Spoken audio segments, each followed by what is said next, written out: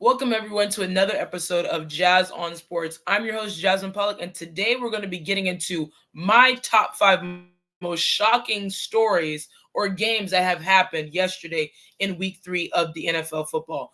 Welcome back. Thank you all for all your constant support. You guys have been very supportive of me and my content. I'm going to continue to produce great content for you guys throughout the week and into next week. We're really excited about what's to come for Jazz on Sports.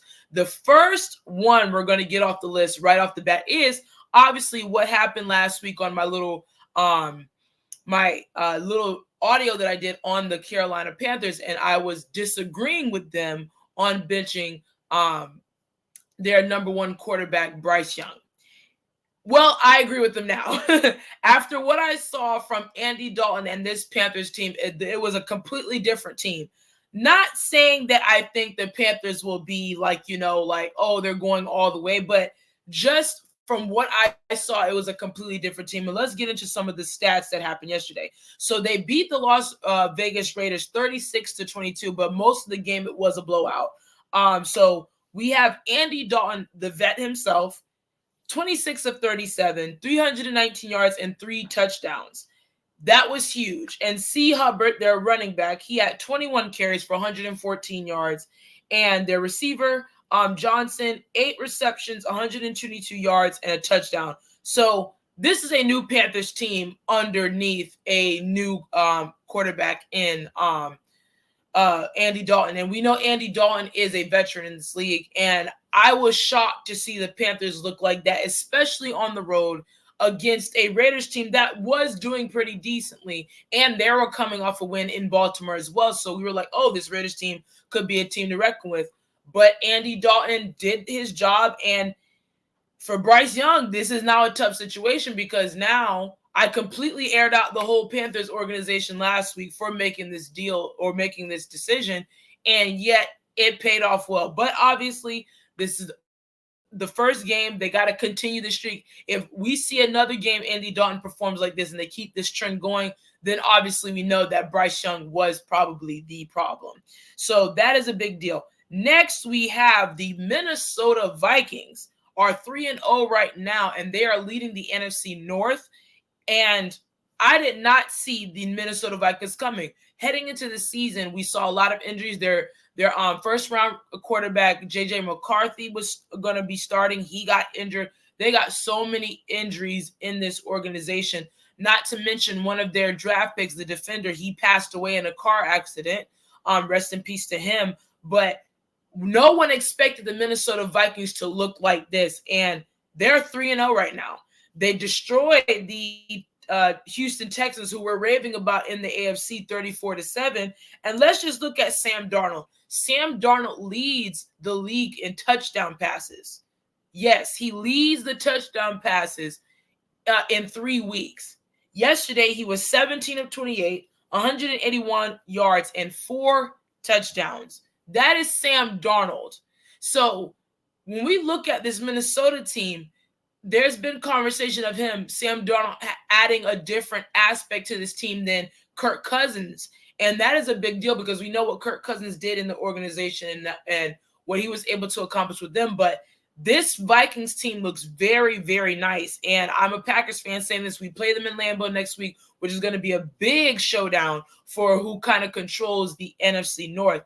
The Lions are still hanging around, of course, but they, to me, do not have that pizzazz that they did last season. Not saying they can't get it back because they did get a win yesterday against the Arizona Cardinals, but it's been the Vikings and the Packers that have been doing their thing this past 3 weeks. Next is my Green Bay Packers. Malik Willis, that's all I have to say. We saw that Jordan Love went down against the Eagles in week 1 in Brazil, and we were wondering, okay, how's this team going to look? We've looked great. We lead the league in interceptions, and our defense has been lights out for the past 2 weeks. I'm really excited for what Malik Willis has been able to do, especially against his former team that kind of threw him to the curb for Will Levis. You look at it, Malik Willis, 13 of 19, 202 yards and a touchdown. He managed the game, and then not only that, he had 6 carries for 73 yards and a touchdown. So he did what he needed to do. Even last week against the Indianapolis Colts, he game managed. He wasn't doing too much. He put the ball in in good positions. He didn't turn the ball over. He's been very smart with the ball. He's did what he was asked to do. The defense did what they needed to do, getting those 8 sacks we needed yesterday, getting those picks that we needed, including a pick 6 from Jair Alexander. It was a big deal, and I am really, really happy to see our team rally. Jordan Love will be back for this big showdown in Lambeau against the Minnesota Vikings, so I'm really happy about that. And being that Malik Willis showed us that he can win with this team, it gives us a little bit of breathing room now if God forbid something happens again where Jordan Love isn't ready to go or things like that and he needs another week. We can put Malik in that situation to give him that opportunity to keep us winning. So I love what I'm seeing for my team overall. The team looks good. Receivers are doing what they need to do. The O-line is doing what they need to do. Defense is doing what they need to do. And Malik did not put the ball in harm's way. He just did what he was supposed to do. Manage, do what you can, use your strengths, and Coach Matt LaFleur helped him a lot with that. So shout out to my Green Bay Packers. We got to keep this ball rolling. We have a big game in Lambeau against the Minnesota Vikings. Last but certainly not least, and I know Jay would love this, is those Pittsburgh Steelers. They are undefeated, leading the AFC North. And I've been telling Cole, my other co-host, I wish he was here, but these Steelers look different. We all know we saw they get Russell Wilson. They acquired Russell Wilson, then they get Justin Fields from the Chicago Bears. He's doing what he needs to do. The defense is doing what it needs to do. And for a Chargers team, the Chargers are still a good team. They're 2-1. They came in as 2-0. They were a very tough, gritty team. And the Steelers got this win. This is a big win in Pittsburgh. I'm really happy for the Steelers, and I do think the Steelers are going to be a scary team.